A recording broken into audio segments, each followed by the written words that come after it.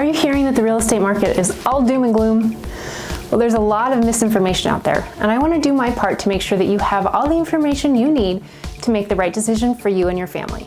So let's talk about Canyon County statistics today. Hi, I'm Charlotte with Birch & Cedar Realty Group. The Boise Regional Realtors put out their May statistics, so let's talk about those today. The numbers focus on single-family homes, new and existing. The first number I want to focus on is the closed number of sales, which actually went down 21.1%. That's important to note. This is a backward-looking number, meaning that it kind of shows the activity from 30 to 60 days prior.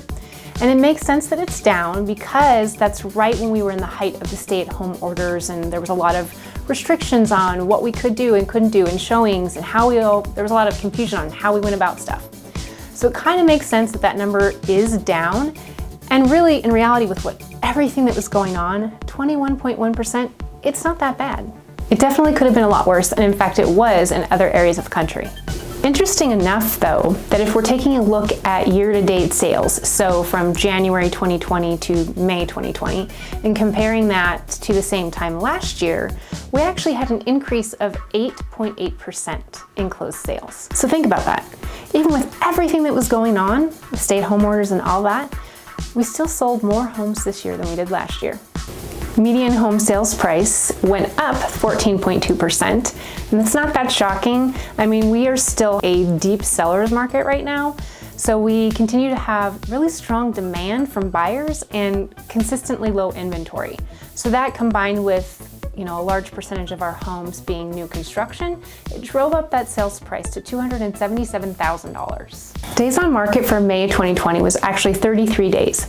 That means that it went down 19.5% compared to this time last year. And what that means is that we're selling homes 20% faster than we did this time last year, which makes sense because as I've mentioned, we have strong buyer demand and a low inventory.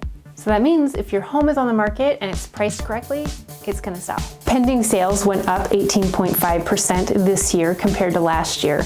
And what that means is that in the next 30 to 60 days, we're gonna see those closed sales go up. So when the Boise Regional Realtors did their numbers for May, inventory was 553, compared to last year where it was 709. We have less homes on the market this year than we did last year. So that just goes to show that, again, we are firmly planted in the seller's market because we only have 1.2 months of inventory left. What does this mean for you? Well, if you're a seller, it means that if your home is priced correctly, it's gonna sell. The demand is just too high right now for it not to. Now, how quickly it sells depends on what price point you're in. If you're in a higher price point, it may take longer than 30 days before you actually get an offer on it, maybe. But if you are in, say, the starter home price point, it's not going to be on the market for very long, provided it's priced correctly before it goes under contract. If you're a buyer, well, you need to know that it's a seller's market and a strong seller's market in almost all price points. So if you're looking in a lower price point, starter home price point, you need to make sure that you are coming with your best offer. Make sure that you're working with an agent that can help you draft up a very well-rounded, strong offer. It's not just about price, remember? I hope this was helpful. As always, like, subscribe, and click that little bell. Thanks so much for watching. See you next time.